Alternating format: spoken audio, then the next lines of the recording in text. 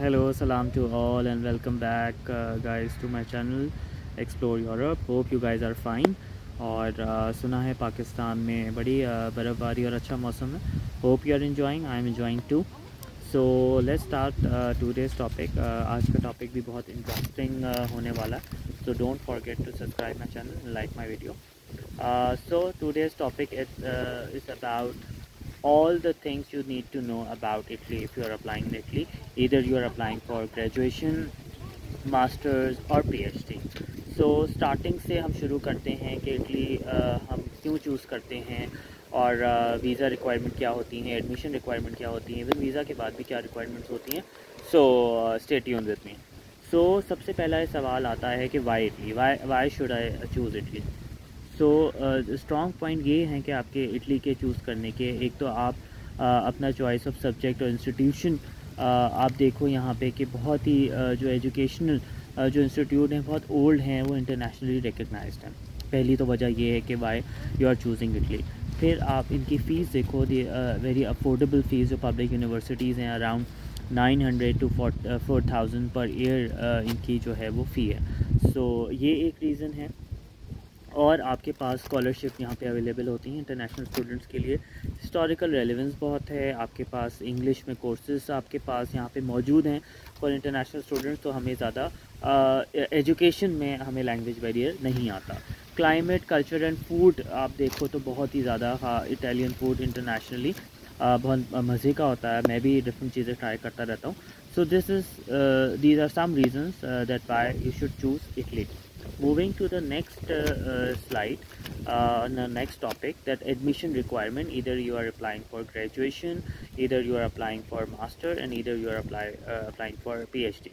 So सबसे पहले तो आपकी एकेडमिक डॉक्यूमेंटेशन कंप्लीट होनी चाहिए, जिसमें आपका मैट्रिक की मार्कशीट, इंटर की मार्कशीट आ जाती है, आपके सर्टिफिकेशन आ जाती है स्कूल की, कॉलेज की, आपकी डिग्री की ट्रांसक्रिप्ट आ जाती हैं, और आपकी जो है वो ट्रांसक्रिप्ट हो गया है, आपकी डिग्री आ गई. ये आपके पास एडमिशन रिक्वायरमेंट में पूरी ये चीज़ें होनी चाहिए. फिर उसके बाद आप देखो यहाँ पे इंग्लिश प्रोफिशिएंसी लेटर जो आपका यूनिवर्सिटी या कॉलेज आपका जो है वो इशू करता है, वो आपके पास होना चाहिए. लेटर ऑफ रिकमेंडेशन होने चाहिए, जो 2 प्रोफेसर आपको रिकमेंड करें.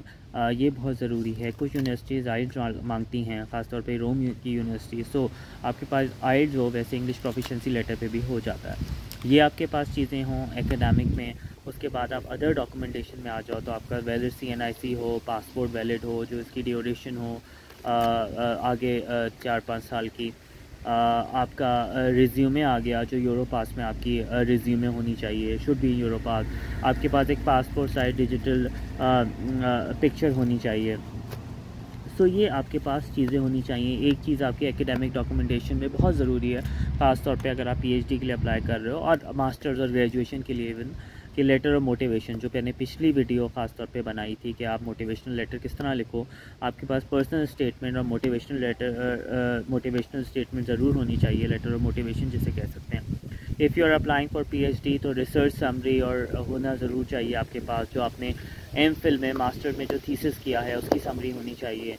एंड आपके पास प्रपोज़ल, रिसर्च प्रपोज़ल ज़रूर होना चाहिए कि आप अगर PhD के लिए अप्लाई कर रहे हो तो which sort of research you are proposing, जिसकी बुनियाद पे आपका एडमिशन होगा. सो आपके पास जो है वो ये चीज़ें होती हैं. अगर PhD में ख़ास तौर पे बात है कि कुछ यूनिवर्सिटीज़ ऐसी हैं कि PhD स्टूडेंट जो PhD के लिए अप्लाई कर रहे हैं, वो उनकी लिस्ट ऑफ पब्लिकेशन भी मांगते हैं कि अगर आपकी कुछ रिसर्च पब्लिकेशन है तो वो भी शेयर करें. सो ये आपकी जो है वो एडमिशन रिक्वायरमेंट है. इसकी बुनियाद पे आपके पास एडमिशन आ जाता है, क्योंकि मैं खुद भी जो है वो कंसल्टेंसी कर रहा हूँ. तो ये आपके पास एडमिशन रिक्वायरमेंट होती है. वीज़ा रिक्वायरमेंट की हम बात करें, जो कि पाकिस्तान में जनरली जून से जो है वो एम्बेसीज़ ऑन होती हैं. इस्लामाबाद की, कराची की एम्बेसी ऑन होती हैं. तो जब आप वीज़ा के डॉक्यूमेंट सबमिट कराने जाते हो तो क्या क्या रिक्वायरमेंट होती है. आपके पास वीज़ा एप्लीकेशन फॉर्म ज़रूर होना चाहिए. आपकी एक वीज़ा एप्लीकेशन की फ़ी होती है अराउंड 50 यूरो होती है. आपके पास पासपोर्ट साइज़ फ़ोटोग्राफ होनी चाहिए. नॉर्मली 4 आप जो है वो वीज़ा एम्बेसीज जो है वो रिक्वायर करती हैं. एडमिशन लेटर ज़रूर होना चाहिए जब आप वीज़ा की सबमिशन करा रहे हो. आपको प्रूफ ऑफ फाइनेंशियल सपोर्ट, आपको अपनी बैंक स्टेटमेंट और जो जितने भी डॉक्यूमेंट्स हैं फाइनेंशियल दिखाने होंगे। अगर आपके स्पॉन्सर हैं तो उनकी आपको बैंक स्टेटमेंट दिखानी पड़ेगी, और स्पॉन्सर नॉर्मली होता ही है अगर आप स्टडीज़ के लिए जा रहे हो, ब्लड रिलेशन से होना चाहिए वो, ये बात आप ज़रूर याद रखो। और अगर मैं यूरो में बताऊं तो आपके पास total around per year 6000 euro आपको स्टेटमेंट दिखानी होती है। अगर 2 ईयर्स के लिए तो आप समझो कि अराउंड 12,000 यूरो की मैं बात कर रहा हूँ। और ईयरली जो है पर मंथ आप समझो 500 का आपको शो करना होता है। यानी कि मैं अगर कहूँ कि ईयरली आप 6000 समझो यूरो की स्टेटमेंट आपको दिखानी होती है। अगर आप 2 ईयर्स के लिए जा रहे हो तो 12,000 की दिखानी होगी। हेल्थ इंश्योरेंस आपके पास ज़रूर होनी चाहिए। जो आप पाकिस्तान या अपनी कंट्री से करा रहे हो तो आपको हेल्थ इंश्योरेंस ज़रूर करना चाहिए रिकग्नाइज इदारे से। आपको अकोमोडेशन का प्रूफ ज़रूर देना है। एक आपको अपने आइडेंटिफिकेशन डॉक्यूमेंट देने हैं जो आप एडमिशन के टाइम पे भी देते हो। एकेडमिक डॉक्यूमेंट्स आपके पास पूरे होने चाहिए। आपके पास स्पॉन्सर डिटेल्स जो बहुत ज़रूरी हैं वो भी आपके पास पूरे होने चाहिए, जिसमें कि कौन स्पॉन्सर कर रहा है। आपके स्टैम्प पेपर में नॉर्मली वो जनरली चीज़ें होती हैं। ये हो गई चीज़ें आपके पास वीज़ा के सबमिट करने के दौरान। ये वाली बातें मैंने अभी तक जो आपको कंक्लूड की हैं बातें कि आप why to choose Italy and what are the admission requirement and basically what are the visa requirement कि once you will get the admission. आपके पास जो अब आप वीज़ा सबमिट करा रहे हो आपके पास क्या क्या डॉक्यूमेंटेशन होनी चाहिए, इसमें मैंने आपको एक एक जो है वो बातें जो है वो क्लियर कर दी। Now move to the next slide which is once you are in Italy the task you need to do. आप एक मरतबा आपको लेट सपोज़ आपका वीज़ा आपने कर दिया और आपका वीज़ा लग गया फॉर द इटली। तो आप जब इटली में आते हो तो आपको क्या क्या चीज़ें करनी होती हैं। क्योंकि मैं भी इन रिक्वायरमेंट से, इन चीज़ों से गुज़रा हूँ। मैं बेटर आपको गाइड कर सकता हूँ। मेरी बहुत ख्वारियाँ हुई हैं शुरू में। मेरी चाहत है कि आप लोगों उस ख्वारियों से ना गुज़रो। सबसे पहले आप विदिन 8 डेज़ जो आपके पास टास्क होती हैं, जब आप इटली में आ गए, once you are in Italy, तमाम प्रोसेस करके आप आ गए। एक होता है यहाँ पे कोड फिस्काले, जिससे आप टैक्स डॉक्यूमेंट कहते हो। उसका अपॉइंटमेंट आप लेते हो इंटरनेशनल ऑफिस में जाके अपनी यूनिवर्सिटी से। वो कोड फिस्काले डॉक्यूमेंट बनता है जो आपका टैक्स डॉक्यूमेंट होता है, विच इज़ वेरी इंपॉर्टेंट। एक आपके पास यहाँ पे टैक्सेशन ऑफिस होता है, वहाँ पे आप जाते हो अपनी फैमिली इनकम शो करने के लिए। उसके बाद आप जाते हो फिर यूनिवर्सिटी इंटरनेशनल हेल्प डेस्क जाके आप अपनी ट्यूशन फ़ी पे करते हो। फिर आप सबसे इम्पॉर्टेंट काम करते हो विदिन 8 डेज़ में आप अपने रेजिडेंट परमिट की फ़र्स्ट किट के लिए अप्लाई करते हो, उसके अपॉइंटमेंट लेते हो। और उसके बाद जब आपके पास वो फ़र्स्ट किट आ जाती है तो उसमें आप जो ट्यूशन फ़ी होती है उसकी रसीद होती है, आपके पास एक 16 यूरो का स्टैम्प होता है, वो होता है आपकी जो में पूरी डॉक्यूमेंटेशन रिक्वायरमेंट होती है। इवन आपके जो फाइनेंशियल प्रूफ थे जो आपने वीज़ा के वक्त सबमिट कराए थे, और आपके पास ये फिजिकल कोर्ट हो गया, आपके पास कॉन्ट्रैक्ट होता है जो आप यहाँ के आप जो जहाँ रहते हो वहाँ कॉन्ट्रैक्ट होता है। ये तमाम आप डॉक्यूमेंटेशन पूरे करके आप पोस्ट ऑफिस में सबमिट कराते हो। जब आप पोस्ट ऑफिस में सबमिट कराते हो तो आपकी फिर डेट आती है जिसे हम कहते हैं कि आपके सर्जोनो की, यहाँ पे सर्जोनो कहते हैं, परमिसो दी सर्जोनो रेजिडेंस परमिट।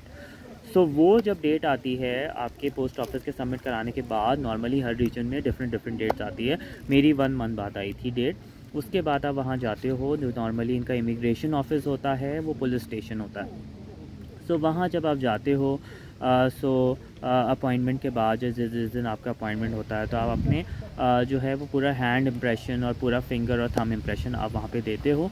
उसके बाद अगर आपको फिर वो डॉक्यूमेंट देते हैं, उसके बाद डॉक्यूमेंट देने के बाद आपको वो नॉर्मली 1-1.5 महीने बाद आपके पास रेजिडेंट जो है वो कार्ड आपको मिल जाता है।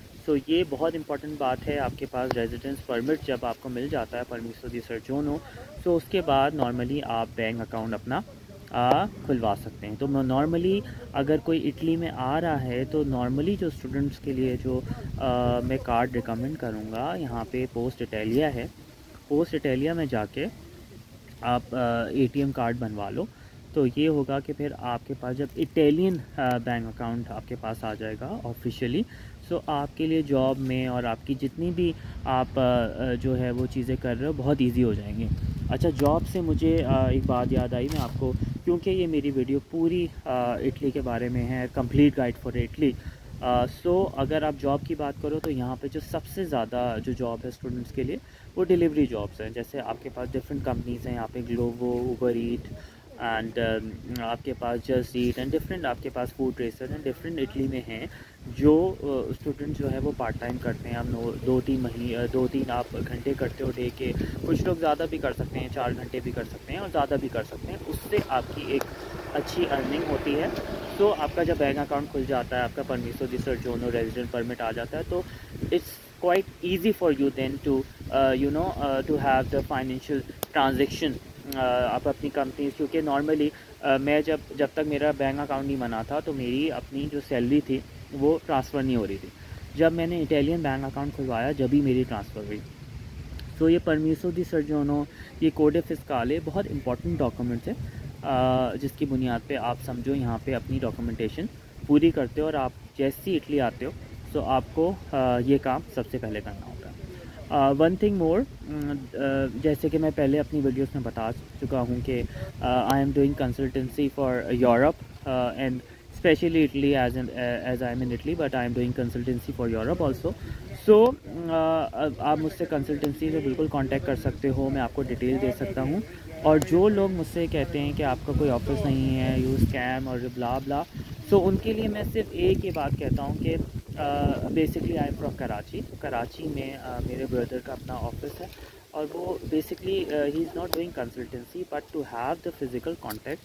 जनरली मैं ये रिकमेंड करता हूँ कि जो है वो बंदा वहाँ जाके उनके ऑफिस विज़िट कर ले, to have the physical contact, और तमाम चीज़ें फिर जाके क्लियर हो जाए और आपको भरोसा आ जाए। So yes, you can contact me for the consultancy thing for the whole Europe if you are applying and for Europe, and if you are thinking to have education from Europe institute. So yes, you can contact me. So hope you like the video. मैंने तमाम बातें आपको Italy से related जो starting से लेके and तक आपको यहाँ तक मैंने आपको बताई हैं। So hope you like my video and don't forget to subscribe my channel and stay tuned, and goodbye for now, and inshallah we will meet soon. So goodbye.